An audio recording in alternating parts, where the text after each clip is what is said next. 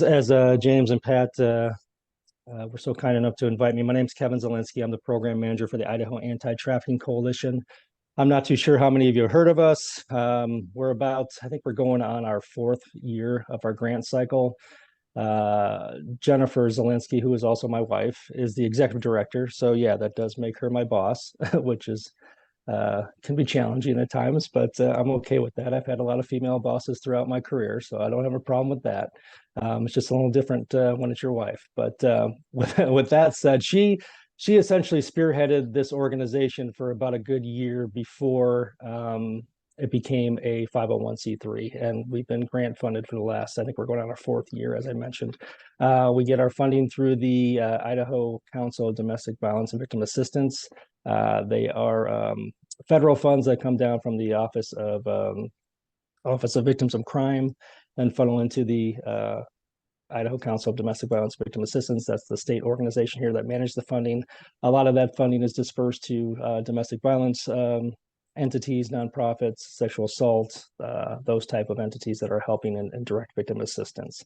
So that's kind of where we fall. We're the only entity that have applied and received funding with the premise of just solely human trafficking. Because again, if you are or are not aware, we're about 20 years behind other states when it actually comes to combating this effort. So it's been one of those to whereas we're just trying to make a systemic change here in Idaho, working with various entities, law enforcement, medical professionals, anyone that prosecutors, anyone that you would think that would be kind of involved in the processes with identifying victims and providing them direct services. We work and collaborate with them as well. Our mission here is up here saying that we work alongside community partners in providing awareness, education, services, and safe housing for victims of human trafficking.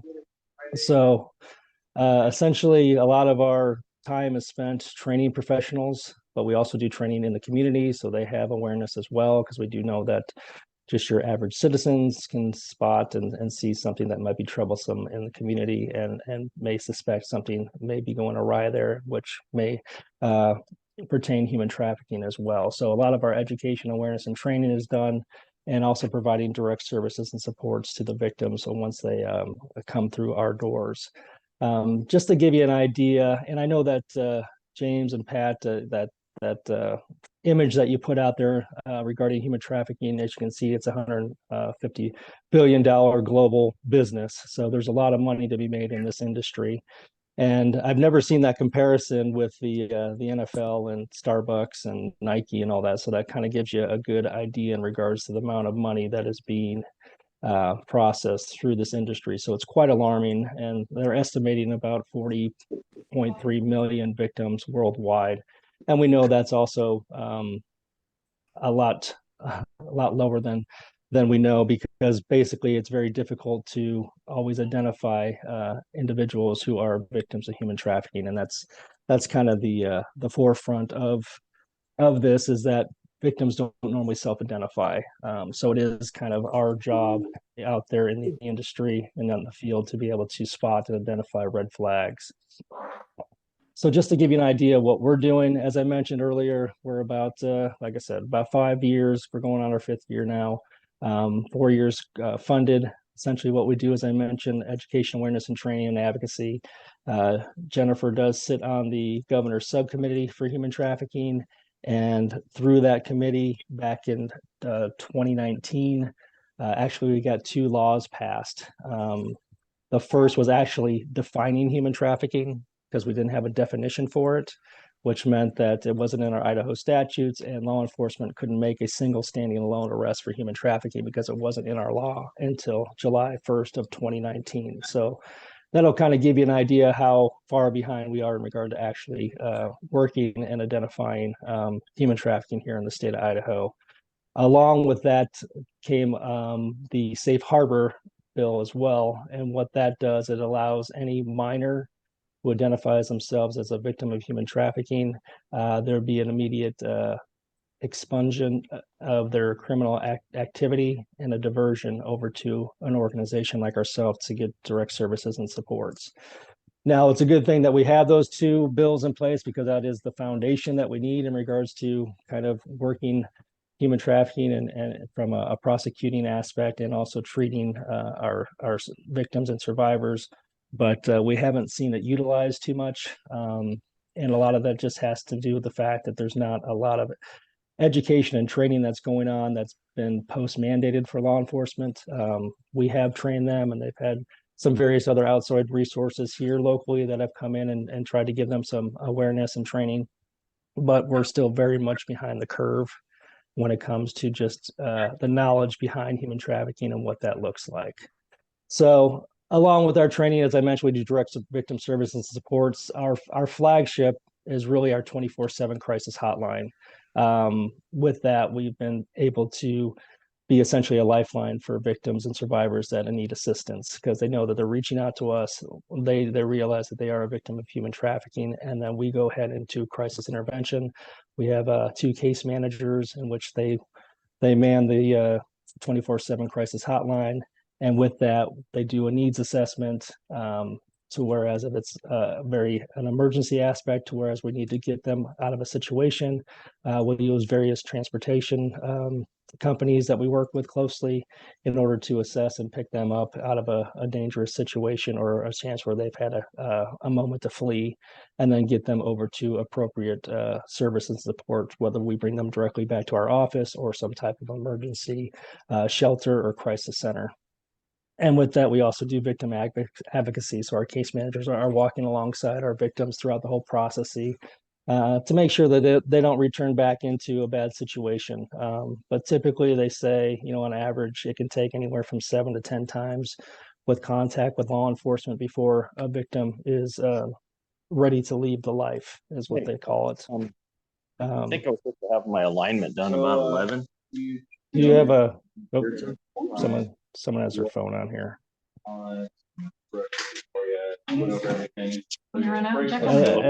Looks like Ben has his phone on. Ben, if you can mute your phone, I'd appreciate that. I'm getting hold of him now. He's dealing with his vehicle. Give me a second. The other thing we have is a volunteer program. Just like any other nonprofit, we rely on volunteers to help us, assist us in regards to stocking our resource room with hygiene products, clothing, dry, wet pantry, anything that a victim or survivor would need. Because essentially they come with us with just, the clothes on their back, and essentially it's they're not even properly dressed for that time of the year. So we kind of go into a crisis mode and wrap around them in regards to what they need as far as hygiene, food, clothing, that kind of thing. And then we do have about 60 direct partners and that we utilize within the community for any of our needs, whether that be needing some type of mental health care, any type of substance abuse, because as you'll see as we go through this process, drugs are very much a key element in regards to power and control for the victims and survivors. And with that, it becomes a necessity for these victims to get clean and sober in order to make any type of life choices moving forward. So just to kind of give you in regards to our data, we're going to be running a report here next week in regards to kind of get you more of an annual shot of 2022. This kind of bleeds over to last year because that's our grant cycle. It did run about 5 quarters this last year, just due to some changes in regards to fiscal year over there at the Idaho Council of Domestic Violence. So you can see that we served 211 individuals. Ages range from 13 up to 60 plus years. I know that as we run some new numbers here, I know that we've had some that have been in even lower than 13 years of age. But typically what we're seeing in our data is what's unique about our reporting back to VOCA, that's the Victims of Crime Act funding that we have, is that they set all the parameters in regards to the age brackets. So there is an age bracket that's 25 to 49, which is a pretty wide range there. And I don't know why they do that. We don't have any control of that. But that's essentially where we're seeing most of our victims, just based on that age bracket.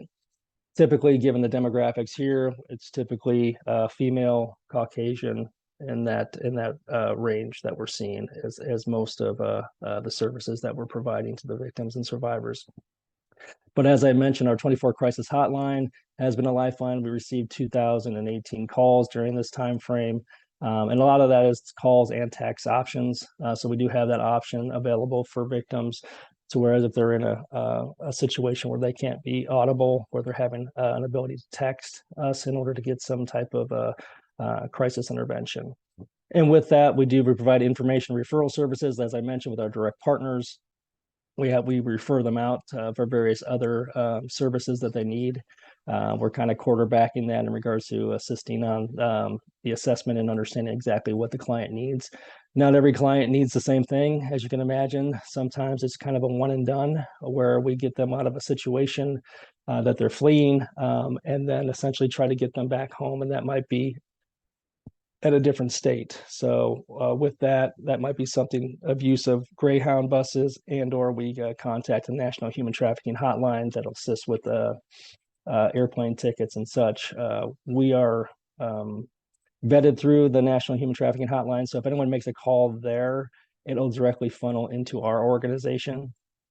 Now, we're not a tip line, but we're a direct victim service line. So if it is a victim or survivor that's calling here in Idaho that is looking for some type of assistance, crisis intervention, that call will funnel to our case managers in order for us to kind of go into a crisis intervention and safety planning action. We did supply over 1,002 nights for 66 individuals. As you can imagine, housing and shelter is a very key element for anybody with basic necessities, especially those that are being victimized. And given the current crisis with housing and just kind of how a lot of our shelters and DV shelters are at capacity, it can make it challenging. We do also kind of rely on some partnerships with hotels and various other entities in order to make sure that we could at least have that individual in a safe place while we kind of figure out a safety plan for them and move forward. So, and as you can see through the other numbers, I won't go through them all, but the one thing in regards to the reporting for the victims of crime, which I think you might find interesting, is that with that, as we're doing the intake, there is 26 subsets of types of victimization. And again, this is all volunteer. We don't force them to fill out this information. We don't even ask for their real name if they want to give us a pseudonym. We're all about privacy and protection, but there are these indicators that we use through reporting back to VOCA, where it lists all the victimizations that these victims and or survivors have endured throughout their lifetime. And as you can see, domestic and family violence has always been number one out of the past 4 years. Stalking and harassment and bullying have always been kind of like 2 and 3. But now I think as we move into this next reporting cycle, I think human trafficking is going to be our third highest as far as the individuals that are reporting. And you might kind of scratch your head on that because I just mentioned that victims don't normally self-identify. Well, they don't typically. But again, if they're calling directly our crisis hotline, that's kind of a key indicator to us there. They don't have to naturally disclose. A lot of times victims don't always know that they are in a human trafficking ring just based on the trauma bond and the person that is trafficking them. But through this trust that our case managers have developed with the victims and survivors, with that, they have this realization and are able to self-identify that they are victims of human trafficking. And with that, you'll see that homelessness and individuals with disabilities are in that special classification in regards to the individuals that we help. Again, these are vulnerable individuals and they're more susceptible to trafficking and being groomed by perpetrators. Any questions so far? I know I just kind of ran through our organization. I just wanted to give you an idea in regards to who we are and what we do. Yeah, this is, excuse me, this is Pat. I have a question for you. The average age seems, based on national statistics, seems to be getting younger and younger. What is the average age that the predators are targeting? Yeah, that's a good question, Pat. And you're absolutely right. And you'll see from our numbers that as you can see that we've had age 13 and older. We know that there are younger individuals than 13 that are in human trafficking situations. The problem is sometimes the accessibility in regards to getting those those kids just either through various state agencies like Child Protective Services or foster care entities, to whereas we're not always able to kind of collaborate and get that sense of referrals. We do some training for Child Protective Services, and I know that you'll see a lot of the kids in that younger age bracket are being trafficked, but essentially we haven't been able to tap in yet. Again, there's a big whole systemic change that needs to happen in regards to kind of get that buy-in and understand who we are and kind of understand the indicators to identify the victims. But kind of to answer your question there, what they're saying nationally, yeah, it's about anywhere from about in that 13 to 16 age bracket. And essentially, yeah, it's more so kind of the younger the better as far as the buyer is concerned. So the traffickers are going to produce that product for them. So essentially, and it's a lot easier for traffickers to be more persuasive and coerce and force younger individuals just because of their vulnerabilities and just the fact that they're just naive at times as well, or they might have a bad home life and be looking for some way out and not knowing what they're walking into. But nationally, they're saying around 14 to 16 years old. Jeez. Yeah. So just here is the federal definition here in regards to sex trafficking. It's the recruitment, harboring, transportation, provision, obtaining, patronizing, and or soliciting a person for the purpose of a commercial sex act, in which a commercial sex act is induced by force, fraud, or coercion. So those are the three elements there that need to be kind of proved in the court of law if there was force, fraud, or coercion. If that individual is under the age of 18, so if they're essentially a minor, you do not need to prove force, fraud, or coercion, just the fact that their commercial sex act was induced. And when they're saying about a commercial sex act, that's just any sex act on account of which anything of value is given to or received by any person. So it doesn't necessarily have to be money. It could be drugs, it could be shelter, clothing, whatever the case. So that in turn is essentially what defines sex trafficking as far as national law, federal law. So, but the main thing too is that we always reiterate when we're doing the training, if it is a minor, that we don't have to prove the force, fraud, or coercion in order for that to be identified as sex trafficking. And the same thing applies in regards to labor trafficking. Again, we are seeing both here in the state of Idaho. Our funding and our mission is more directed to sex trafficking, but we also are tapped into it's called TVAP. So basically it's the U.S. Committee of Immigrants and Refugees. So we do have a small amount of funding that we've received from them as well. And through that process, we are starting to identify or getting referrals for labor trafficking as well. And as you can imagine, that is essentially kind of what you may picture labor trafficking. You think of more so immigrants that are being taken advantage of. So we do work with the consulate of the Mexican consulate office as well. So we've gotten referrals from them. But it essentially isn't just an immigration aspect when it comes to labor trafficking. I mean, you're going to see illicit massage parlors and such as well. As it kind of does the sex and labor trafficking. But yeah, we're seeing both sides things right now in Idaho. But essentially our focus is sex trafficking, but we're not going to deny anyone in regards to any referral processes in regards to labor trafficking. So as I mentioned, those three components, force, fraud, or coercion. So they subject their victims to engage in commercial sex acts and forced labor. So just to kind of give you an idea when we're talking about that, force is obvious. I mean, everyone kind of knows what force is, but I think when I talk about force, people maybe think of, someone being, physically beat up, and essentially that is the case. But when we're talking more so about the clients and the victims that we're dealing with, it's more so at that core worst of the worst. We're talking about sexual assault, rape, gang rapes, physical assault, burns, torturing, guns in their mouth, stab wounds.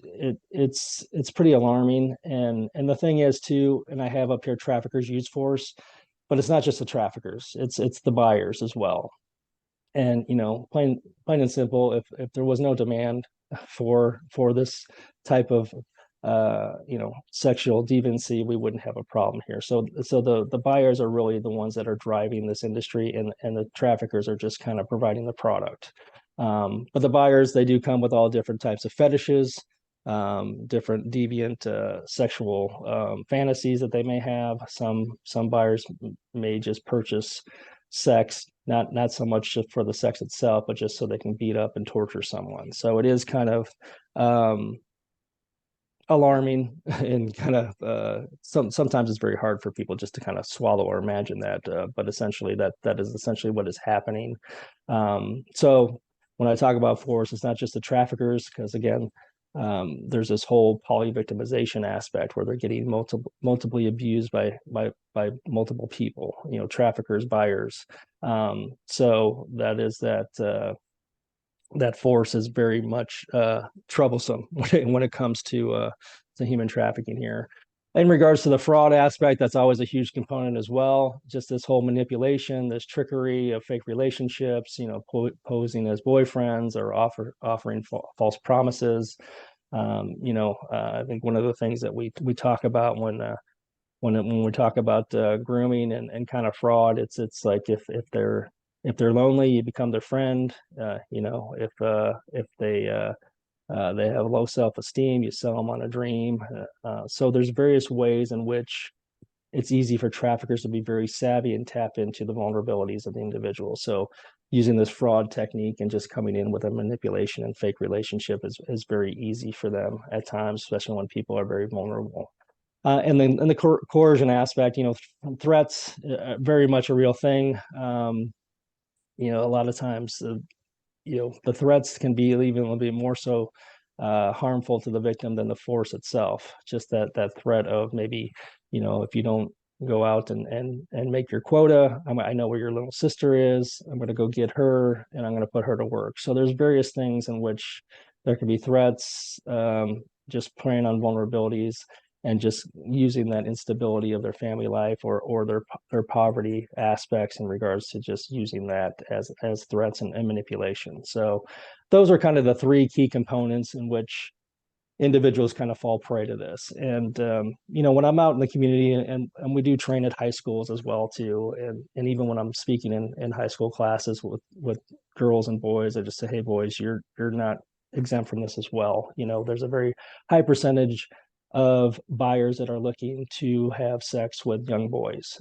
It's quite alarming here. We've done a little bit of intel ourselves, and I'm sure, I'm preaching to the choir here, given your surveillance and your savviness in regards to social media and apps, that you'll see all this deviant act, and know that there is a very large population of buyers that are looking to also buy young boys. So I tell them that you're not excluded when it comes to human trafficking, that it doesn't matter your sexual orientation as well.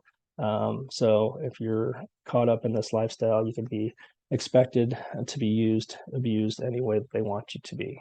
So any questions so far? Okay. Well, the main thing is to, and I think when I'm out in the community and with professionals, a lot of times when we think about human trafficking, we have these Hollywood glamorizations and movies in regards to human trafficking. I know you've seen the Liam Neeson movie Taken. A lot of individuals think that it is more so something that happens in third world countries. And you can see from various information that you put out as well, the United States is the worst, if not the worst country when it comes to actually buying and selling. It's a very high demand here, but we always have this pretense that this is something that happens in third world countries. It's more of a global aspect. It doesn't really include the United States so much, but that's very much a myth.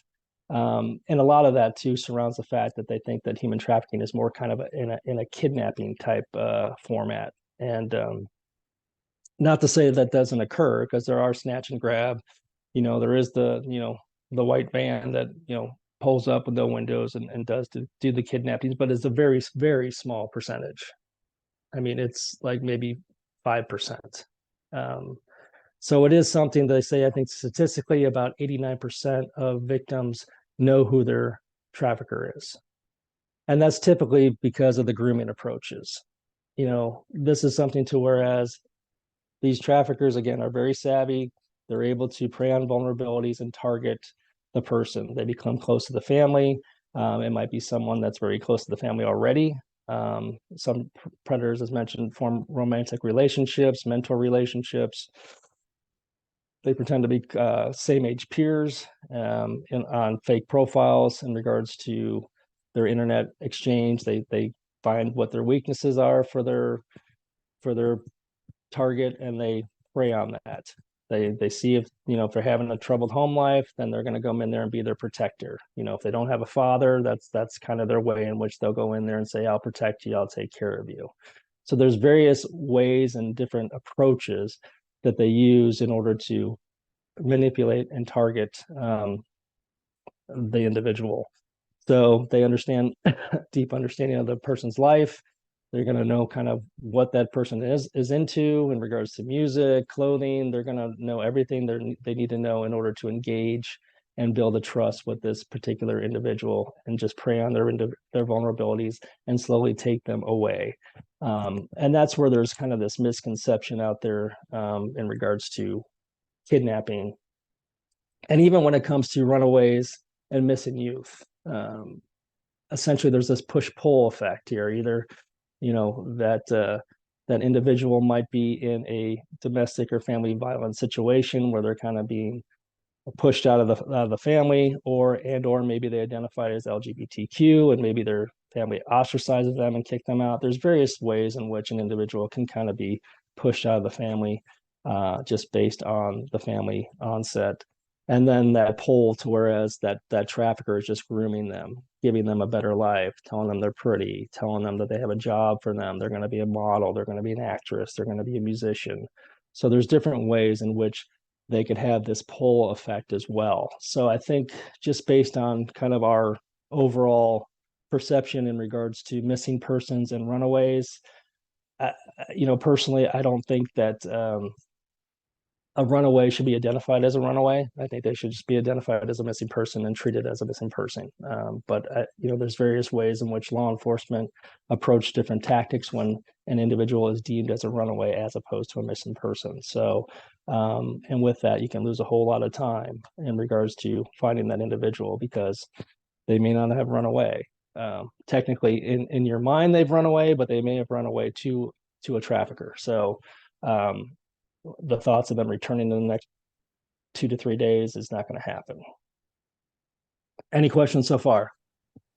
Yes, Kevin. Yeah, we have a question in regarding to those that fall victim. Is there any statistics on their upbringing as far as example, poor versus those with a higher income that are targeted? Yeah, as far as I can't give you an exact statistic, but I could tell you that yes, essentially you're going to see victims that more so that have come from a more harsh background, meaning that they've grown up with family domestic violence. They may have had some type of childhood molestation or some type of sexual assault, something to whereas it's really produced some onset of early trauma. Those individuals, and then those from a lower poverty as well. And again, just because, and I guess there's always that misconception too. Just because a family doesn't make a lot of money doesn't mean that there's also an abusive situation.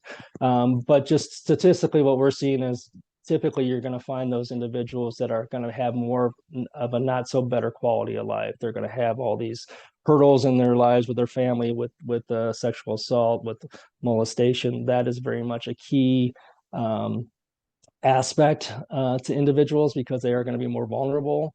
But again, at the same time, you could be raised in a perfectly great household, upper middle class, and that individual just falls for the wrong guy.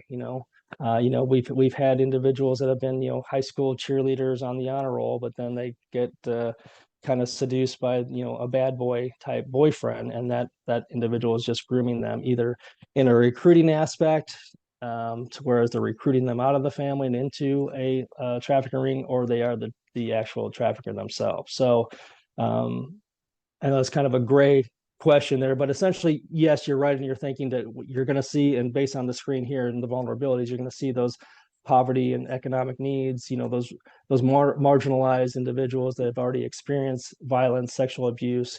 They're going to be more susceptible to being targeted and vulnerable and fall into this lifestyle. But again, it doesn't exclude anybody in regards to race, gender, age, or their socioeconomic background. But this is kind of what we're seeing here. Obviously those individuals that have had, been in foster care, have been in detention centers, or their family have been incarcerated. Obviously, those individuals are going to be a little bit more susceptible. Sometimes these cyclical patterns, you can't really break them. But and especially when you have something, whereas you already have the familial trafficking, where the trafficking is happening within the family, that's something that's cyclical as well. So to answer your question, you are right in regards to, we're going to see a higher percentage for those that are in this marginalized population, especially when I'm talking about LGBTQ plus. They're also very well sought after, especially in the boys aspect. I think it's hard enough to be ostracized from your family based on your sexual nature. But essentially, traffickers just prey on that. And with young boys, as I mentioned before, you don't really see those numbers, that 40.3 million. We know there's a lot more than that.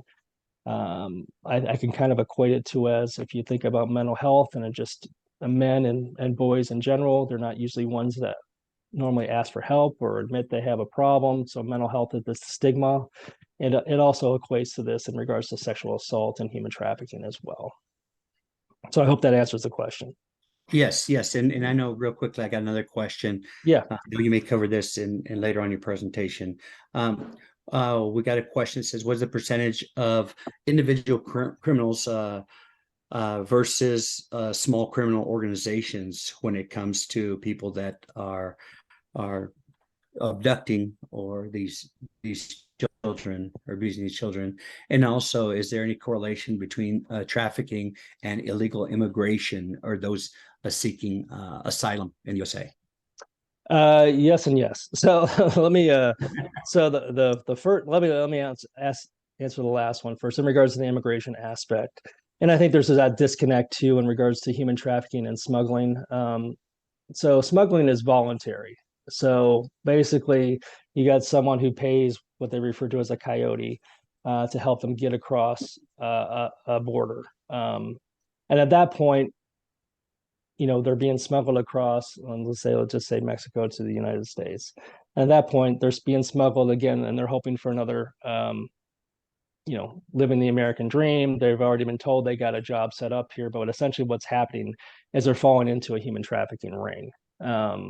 Whether that's labor or sex or both. You might have someone that, this woman may have been smuggled over, and then they find themselves in, a very affluent neighborhood, and they're being labor trafficked as they're doing domestic servitude and housekeeping and taking care of the kids. So there's one aspect of that, or you'll see that they're smuggled and they're brought into some type of illicit massage parlor where they're doing sex and labor trafficking as well. So there is that voluntary aspect with the smuggling, but then it can fall into and equate to human trafficking, which is involuntary. This is something that the individual is not wanting to do. This isn't something that they've signed up to do or contractually was obligated to do. But we are seeing that correlation in regards to immigration and human trafficking. But essentially, the highest percentage that we're seeing here in the United States is U.S. citizens being trafficked by U.S. citizens.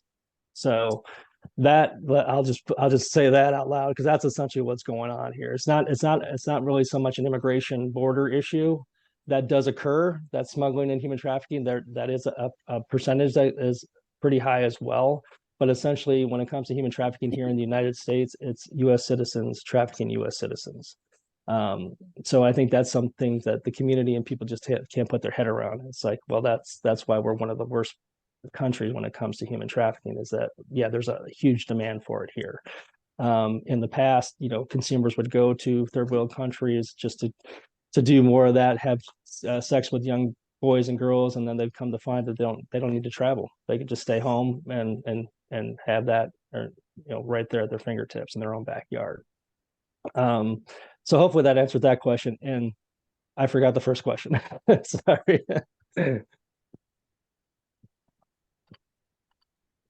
Can you tell me what the first question again was, James? I believe the first question was, are there any either international or like local organizations about the kidnapping. that are facilitating Sorry. these things? Mm-hmm. Yeah. Just from the Idaho standpoint, we do have all sorts of organized crime here. And I think you guys and gals as private investigators already know this. We have the cartel, we have Russian mafia, we have Asian mafia. And then again, in regards to the kidnapping aspects, it can occur in regards to that syndicate, those organized crimes, or it can just be just an individual that's kidnapping a kid, or a custodial or parent kidnapping a kid. So there are different aspects. I don't know from a percentage processing in regards to what that looks like. I think if we are looking more at the kidnap aspect, you might see more of that crime syndicate. But again, I don't have numbers on that, nor have we kind of dove down that rabbit hole. I could just tell you that within those 26 subsets of victimization, there are 2 for kidnapping, one's custodial and one is non-custodial. And we have reported that and have seen it, to whereas individuals are physically kidnapped. But again, it is a lower percentage nationally and even within Idaho that we have as far as our reporting, but it does occur. So I don't want to, put it out there that this doesn't happen. This isn't a way human trafficking happens. It can happen that way, but it really isn't the key element of what's going on here. As I mentioned before, these victims and survivors, they typically know who their trafficker is. Thanks, Pat. Thanks. Pat, do you have a question? You look like you're ready to say something. Oh, am I on mute? No, I'm not on mute. Hi, yes. So the grooming process is key to getting these people, because they don't even know they're on your side before you know it. They're on the predator side before they even know it. And you mentioned the large emphasis in America on human trafficking. And I'm wondering if it is also because we live in a relatively affluent country. And I know through my FBI Citizens Academy Human Trafficking Initiative that we identified that so many children, whether in a vulnerable population or not in a vulnerable population, who have access to the video games and then to the public chats within the video games, it's an excellent tool for the predator to start accessing and befriending these vulnerable kids. How big a role is the actual video game angle versus other grooming angles? Yeah, no, you're absolutely right, Pat. In regards to the gaming aspect, yes, any type of form of chat, as you mentioned, is just going to open the doors to predators. They still say Facebook is king when it comes to the grooming aspect. That's where most of the grooming is occurring, on that social media app. But again, you're seeing it everywhere: Snapchat, Instagram, all the popular apps, and there's various other ones, and there continue to be other ones that pop up. But anywhere where you're having a conversation chat, if you're able to send pictures as well, because essentially what happens is you get a newly fresh 12, 13-year-old girl that has now some type of form of chat or pictures, and all of a sudden they're getting unsolicited nude pictures from a predator and asking them now for pictures as well. And they'll continue to stalk and prey on them to finally the kid is just like, okay, fine, and just takes, they'll slowly introduce them to that. First ask for pictures of their feet, and then pictures of their shoulders, or a picture with their bra on or whatever else, and then they'll slowly get into more of that explicit nude pics. And then once they have that, they essentially have the kid, and just through threats and blackmail. I have this picture of you. If you don't do what I say, I'm going to show this to your church, to your family, to your community. So a lot of these young youth that feel like they just put themselves in a situation where they're stuck between a rock and a hard place, and they just comply.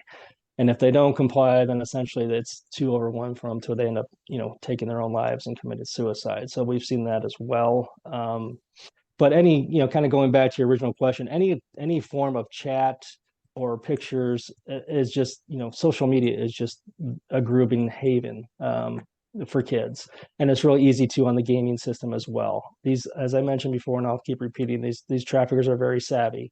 They're going to know whatever age group, they're going to know whatever games they're into, whatever, trendy clothes, music. They're going to know all that stuff, so they can pick up on all these ways in which they can build trust and kind of bring this person to their side of kind of leaving their family and kind of manipulating them. So yeah, it's gaming, social media apps. Those are kind of the key ways in which they're getting their targets, or using some type of middleman or a recruiter to do so as well. So hopefully that answers your questions. Here's some red flags. I mean, there are so many more here, but these are just some, that you can obviously, you see a person with unexplained physical injury, signs of abuse. That's going to be some red flags. You're going to see a lot of activity at a residential home or business. You might see some bars on the windows. If you're doing some surveillance on some other things, to whereas you might see like locks and chains on the doors. There's various ways that look a little shady in regards to how certain residential homes are set up. So basically, the main thing is that you see a younger kid with an older individual, and I know, with society aspects and the way that we view relationships, sometimes that's not so out of the norm. But again, if you're seeing like a young kid, you're seeing a 13-year-old with like a 42-year-old man or something like that, and doesn't look like his uncle. They may look like, there's different ways in which you can see. I think we all have a pretty good gut when it comes to seeing certain things that don't look right. A lot of times they won't make eye contact. They're told not to make eye contact. They have scripted speeches in which they give to the law enforcement or anybody else that may ask. They may use terminology as far as life. That's kind of what's referred to as the human trafficking industry, or if they refer to their boyfriend as daddy. A lot of them may have unexplained tattoos where they might have a crown on there with their pimp and or their trafficker's name, a dollar sign. Some of them are just really just explicit, like property of. Some of these don't really take a whole lot of common sense to kind of see what you're witnessing. If they have multiple cell phones, those are always a huge red flag as well.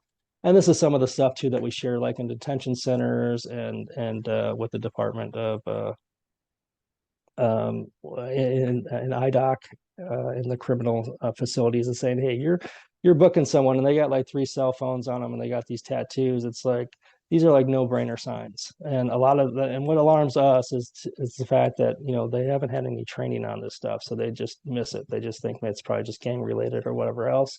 And that's the other thing. You want to look for gang tattoos as well, because essentially if there is a woman involved in a gang, essentially they're a vehicle for sex trafficking. And that's kind of how they make their money for the gang. So where do you find it? Essentially everywhere. And that's the thing here. You got escort services. So what we've done here is in society is we've tried to normalize prostitution.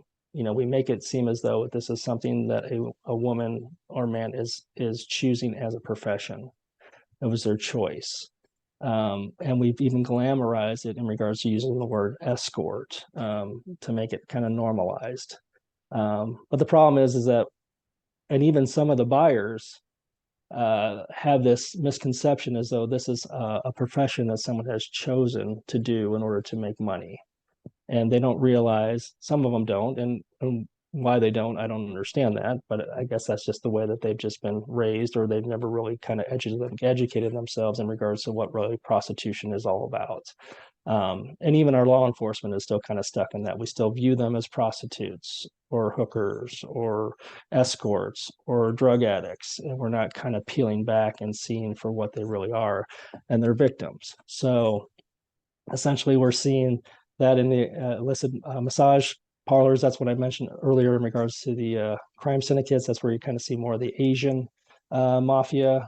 Typically those are run, looks like it's a storefront that's run by a woman. They're referred to as the mama-san that kind of runs the appointments and stuff for the girls, and essentially their job is to have sex and give massages, and then that they may get a small portion of the money, but essentially they get little to nothing, and they sleep in mattresses there on the floors in the business. So you can also see that in the labor trafficking aspects and construction, and factories. It's all over, and even restaurant bars. It's just more so just kind of having an intuition and to actually kind of look around and kind of be in the presence and understand what's really going on in the business that you walk into. So as I mentioned, we're seeing it everywhere. So, and I know that based on some of the assignments that you've been on with various other things in regards to maybe missing persons or surveillance or something else, and I'm sure that you've probably seen that when you're like outside of a gas station or at a bus stop or whatever else. You're going to see it in hotels, and it's all along our I-84 corridor to hotels and motels, whether it's, Motel 6 or if it's, the Grove downtown. It's happening everywhere. And traffickers are essentially anybody. They have any race or ethnic or gender. We do have female traffickers. Typically, not as much as male. It's more of a male dominant industry, as you can imagine. But we do have mothers that are trafficking their kids, or as I mentioned before, there might be a business situation where a woman is kind of running the appointments and kind of the show, if you will. But essentially, it's more of a male dominant aspect. It's more, using power control, using privilege, wealth, and power, and a means to control individuals and suppress them. But I basically say, it hides behind religion, it hides behind politics, courthouse, classroom, social media, friends, gangs, neighbors, family. Essentially anywhere you can see human trafficking. We've seen it a lot here in regards to the familial aspect and the intimate partners. We also know that there's business owners and fake storefronts that are doing human trafficking rings behind their storefronts. So yeah, it's everywhere, and it's pretty alarming. And the thing is too is, as I mentioned before, we're really not even scratching the surface when it comes to actually kind of identifying and trying to suppress the demand and put some justice behind these, getting the traffickers locked up. So it's very difficult because, as you can imagine, with that force and the threats that the traffickers bestow on their victims, they're not ones that really want to come forward and talk because they've already been beaten by this guy, and they may have already seen him off some other victim in front of their eyes to know that this guy is capable of killing me if I talk. So there's very real threats, and it really makes it a little difficult for them to come forward. In regards to the consumers, again, this is kind of a national average, and I know we're getting close to the hour here. So typically they're saying 49-year-old Caucasian male with a graduate degree. I think it even goes on to says that lives outside of the city. So essentially that describes some of us here on the call, including myself. But typically they're married or unmarried, and we're basically seeing a range of buyers from 18 to up to 80 years old. And as you can imagine, just to kind of give you an idea, as I mentioned earlier, business owners, doctors, politicians, we have law enforcement too that have also victimized individuals, and that's also kind of a crutch for victims to have a trust with law enforcement because they might have been one of their buyers as well. So teachers, coaches, any position where a power, where they're a little bit more dominant and controlling, looked at as a mentor, any way that they can manipulate an individual. These are the kind of roles that you'll see as far as consumers here. And again, as I mentioned before, it's all about power and control and preying on vulnerabilities. If that was kind of the theme of human trafficking, that's it right there. And then if it's, if you want to add the third thing, it's really just, it's about the money. They just see these individuals as product and a paycheck. And basically, as I mentioned before, they use control tactics, emotional abuse, threats. The other thing is the substance use. A lot of times they'll either have individuals take drugs or force inject drugs into them in order for them to comply. And then as they're coming off the drugs and going through withdrawals, the trafficker will say, you better go get your quota before I give you your next high. So they also use the drugs as a way of controlling them as well. So it's not unheard of, and we see a lot of our victims that have come to us with substance abuse just due to the fact that they are, either forced or taking drugs. And a lot of times, and I always kind of say this to the general public and professionals too, it's like if you're being raped 10 to 20 times a night, day after day, you're gonna, you're gonna want to take drugs to numb the pain and disassociate. I think any right-minded person would want something to just kind of just disconnect them, disassociate, or just kind of numb the pain. So I think that's one of the things when we're talking about these individuals from, medical health professionals and law enforcement, it's like you got to have a perception and put yourself in their shoes. And I think that you would probably most likely do the same. So we can't, judge them for being addicted to substance, being addicted to drugs, because this is something that they had to use to cope. And then, traffickers, again, they're going to provide them shelter, food, clothing, and, quote unquote work. So, this is their life, their trafficker. Like I said, it could be their husband, it could be their boyfriend, or it could be just someone that they just have this trauma bond with, to whereas, they just see them as, this is just my life, this is my protector, this is just the way it is. Any other questions? I know we're getting close to the hour here.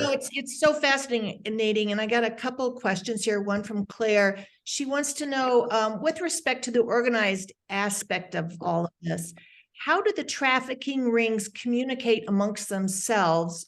We've talked a bit about how they solicit new participants, but how do they, one, talk amongst themselves, and also, we get that there's a business model for the predator to go after vulnerable populations, but how do the traffickers market their consumer? Yeah, essentially that's all going to be on through apps. There might be an ad out there for an Airbnb, rented out Airbnb. There's different ways in which they have particular lingo that they use on various apps, and how they're communicating kind of their product, where it's going to be at, what that particular product will offer in regards to any type of, sexual acts. So there's various things. And again, it's kind of going down that rabbit hole. And sometimes you got to go into the deep or dark web to find out exactly kind of a little bit more in the missing persons, or trying to find victims. But that's where also these consumers and buyers are going to be looking. They're going to be tapped into these various social media type groups or apps in order to find out where they can kind of, get off, I guess you can say. So yeah, there's various, and again, there's all different ways and different lingos that they use, and whether they're, emojis or icons or something, just to kind of solicit their product. It's very much kind of hidden in a way, but I mean, it's there. One of our, it's not really our job as far as a nonprofit, and that's not one of the things we do. We just kind of know this stuff just through our own training, but we don't get really specific into kind of going into those apps and into those chats or ads. Those are just things that have been kind of shown to us through FBI or law enforcement, or we just kind of learned. But essentially, yeah, there's a whole network in regards to using social media and various other websites in order to display their product and make sure that it's there and where it's going to be. But again, with law enforcement, I'll skip over travel bond. Time, money, manpower, they just don't really have that stuff here. When we started this, like I said, almost 5 years ago, I think they had 2 part-time Boise PD officers that were assigned for human trafficking cases. And again, we don't really have a human trafficking task force on the aspects of law enforcement. We don't have designated, full staff to be working these crimes, and everything's very transient too, because a lot of times they could just move their product. They'll be in Boise one night, and the next night they're over in Salt Lake City. So they're not always, it's not always that way, but transportation, and they kind of run this track, what they call, they just kind of loop around the track. It might just be from Boise down to Las Vegas. So They're constantly kind of moving in order to, provide law enforcement more hurdles. And of course, you got jurisdiction issues again as well. So it makes it very difficult for them to work these cases. And that's kind of where you come in. And I think the next slide goes into that, but I'll just try to wrap things up here because I know that we're getting at the hour here. And I just be respectful for your time. But just some of the barriers we're seeing, obviously, is the ability and accessible to mental health services. As you can imagine, based on the trauma that these individuals have endured, they have some significant mental health issues just based on that emotional abuse and physical abuse and all that they've been subjected to from their traffickers and their buyers. So that with that comes a lot of mental health issues, paranoia. They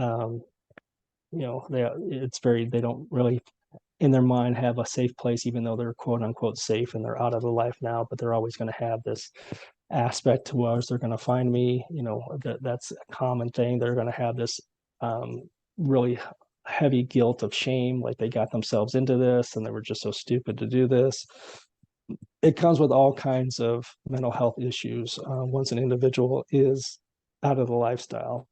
And the problem is too, is we're still criminalizing victims. We're still criminalizing them for prostitution. We're arresting them for drugs. We're arresting them for petty theft because we're just, law enforcement has been trained and designed to make arrests. And that's just part of the way the state system is. So we're trying to work with them into more of a victim-centered approach and not arresting the victims, but then providing them services instead and diverting them. So we still got a long ways to go when it comes to Idaho and just the system, but we are trying to work with them. And as I mentioned before, the whole stigma and biases and discrimination, hey, it's a prostitute, escort, drug addict, those are the kind of perceptions that we have of them. We don't stop at victim. So that's what makes it difficult because then they can't build trust with us because they've already been burned from law enforcement. They may have already gone to another NGO and have been burned because they didn't follow through what they were going to say. These victims don't come to us very meek. They're street smart. They're a little harsh. They're verbally aggressive. Our case managers take a lot of brunt and verbal abuse, even though we're helping them the best that we can. That's just their survival instincts and their trauma. And it's just the way that we try to kind of assist them when we can. But just I think this is the last slide here. And the one thing in regards to you guys, as I mentioned before, the workloads for law enforcement, the time and limited resources, it makes it very difficult for law enforcement to solve any human trafficking cases. What makes you guys unique is obviously time. And again, obviously, I know that a lot of you guys and gals and most of us in the world can't work for free. Unfortunately, our NGO doesn't have any type of grant funding in regards to missing persons and looking and paying for those type of surveillance or skills that you guys have. But I know that there's probably ways in which you can collaborate with law enforcement and various other grant type things. But I know that you're very good in regards to detailed information and you have that ability to tail suspects and their victims. So you have a little bit more time and energy focused on a particular finding a victim and or working a case as opposed to law enforcement. Because as I mentioned, that they're just strapped. 2 part-time Boise PD officers just isn't going to cut it. And the fact is that you more than likely have more training in surveillance and just your tenacity and sense of intuition, and also your ability to go onto the internet and the dark web and kind of do those type of searches. But the other thing too is just as of today, even though this is a general overview, and I could probably spend another hour or two talking to you all in regards to this and kind of more case studies and stuff, but I was just trying to give you an overview. But the main thing is that you have at least some education and awareness, whereas a lot of the officers really do not. And there's no post-mandated training. We're trying to opt for that in our governor's subcommittee to mandate post-training on human trafficking. But we're still working towards that.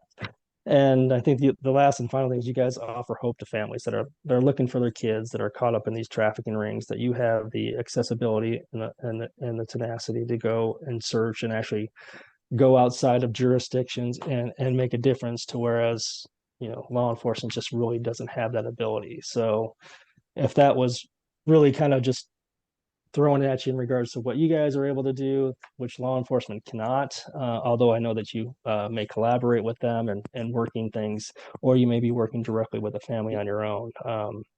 So just to kind of give you an idea in regards to what you can offer in regards to human trafficking. Here's our 24 crisis hotline.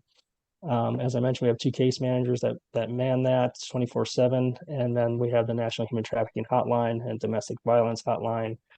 And I know that Pat was kind enough to also give you information on upcoming event we're having actually a week from today over at the Linden Building.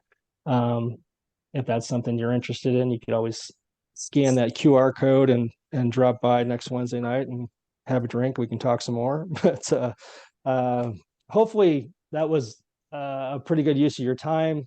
As I mentioned, an hour's a little tough to cover a lot, but hopefully I gave you enough information that you may or may not have already known. Any other questions or anything else that you have for me? Kevin, I sent out a text message to everybody asking them to post any questions that they may have. I really enjoyed your presentations, the information that you had to share with us. You did an outstanding job.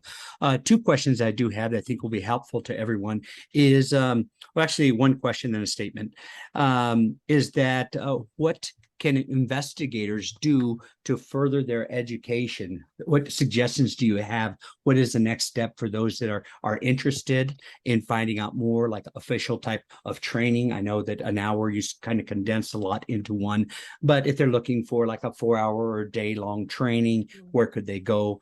And also just one thing about the dark web for any new investigators that are out there. This is not just a search engine site. Make sure you know exactly what you're doing because it is dangerous. And again, talking about danger, you look at on the ad that went out by Pat, where she compared it to the NFL. You realize this is a very it's a big moneymaker. And just when people think drugs are important and afraid these drug dealers are being shot because, drugs are worth something, the human person, the value there is even greater. So you do want to proceed with some type of caution. This is a, multi-billion-dollar industry. So I also want to address that. No, and that's a good point, James, too. And again, and I know you're all professionals here, and even when we're out in the community too, it's one of those to whereas if you spot or you may suspect human trafficking, we always tell individuals don't intervene because you don't know if the trafficker's right there. I mean, they usually always have the eyes on them or a GPS, so they might be close by. So you definitely don't want to put yourself in harm's way. Obviously the 911 call, local law enforcement, as I know that you guys collaborate with, but by all means, yeah, especially talking about the dark web, James, I mean that's a good point. You don't want to go down there and have any type of your own IP address or ways in which you can be identified. Again, you don't want to put yourself in harm's way for anything that's going on there. I mean, that's really you got to be safe on that aspect. I don't know personally. I just know just from what I've been told that you don't want to be messing around too much in there unless it's absolutely pertinent in regards to your investigation or what you're trying to do. Very good. If anyone has any questions, if you can go ahead and raise your hand or unmute and ask your question now. Again, we're thankful for Kevin's time. We appreciate you. This has been awesome. Thank you for being part of this series. We look forward to working with you in the future. And I know that Pat is leaning forward. That means she has a question. I just wanted to reiterate what you just said, James. I got a lot out of this. There's always something to learn. And I thought this was so valuable. Thank you so much, Kevin. Oh, well, thank you. And then to answer your question, and I'm sorry I didn't answer that one question about further training. And I know that I was just personally just trying to get a little bit more feel for your profession and just kind of how any other articles that kind of collaborate with human trafficking and private investigation. And I did stumble upon, I think through the Department of Homeland Security, I think that they have like a McAfee type training that's more designed specifically for private investigators and human trafficking. So that might be a way in which, if you want to further your education, a lot of times too, I just tell individuals, just do your own search. I mean, there's a lot of information out there. Obviously, we got resources on our website at idahoatc.org. But you can go to the Polaris. Polaris is the entity that runs the National Human Trafficking Hotline. They have a lot of great resources, along with Shared Hope International. They're also a nonprofit that they're based out of Vancouver, Washington. But a lot of good resources, information from a national standpoint as well. Shared Hope International is really good in regards to every year they hand out report cards to each state in regards to their efforts in human trafficking. We're currently sitting at an F along with a lot of states, as you can imagine, because again, really it's just not, the effort hasn't been put forth.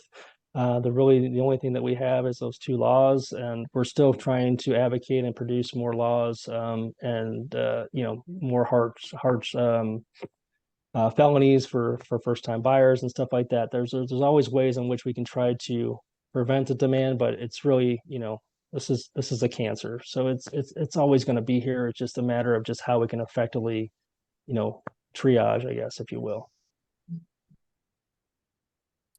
Very good. Again, thank you for your help.